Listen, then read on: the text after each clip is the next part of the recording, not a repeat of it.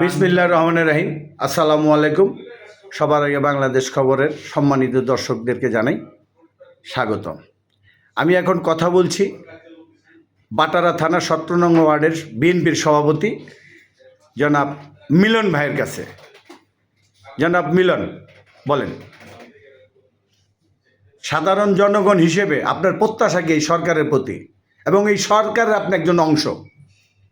বিসমিল্লাহির রহমানির রহিম। সবার আগে বাংলাদেশ, ধন্যবাদ আপনাদেরকে আমার সাক্ষাৎকার নেওয়ার জন্য।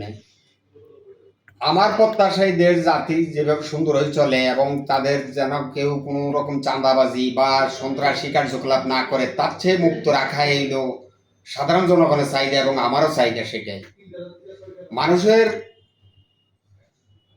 শৃঙ্খলাবদ্ধভাবে টিকে থাকা এবং তারা কর্ম করে খাওয়ার যেই নিরাপত্তা দেওয়া সরকারের, এই নিরাপত্তা দিলে জনগণ উপকৃত হবে, এটা আমারও চাহিদা জনগণের সাথে।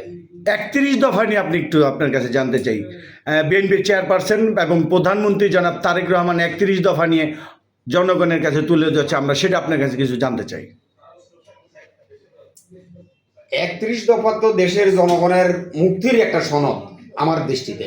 31 দফা যদি আমাদের সরকার বাস্তবায়ন করে, তাহলে এই দেশে আর কোনো সমস্যা, অভাব অনটন বা জনগণের কোনো সমস্যা থাকার কথা না। ইনশাল্লাহ সর্বক্ষেত্রে এটার পদাচরণা আছে 31 দফা, এবং সর্বক্ষেত্রে আইন কানুন হইতে আরম্ভ করে সব দিকে এটার দৃষ্টি দিয়েই উনি 31 দফা তৈরি করছেন।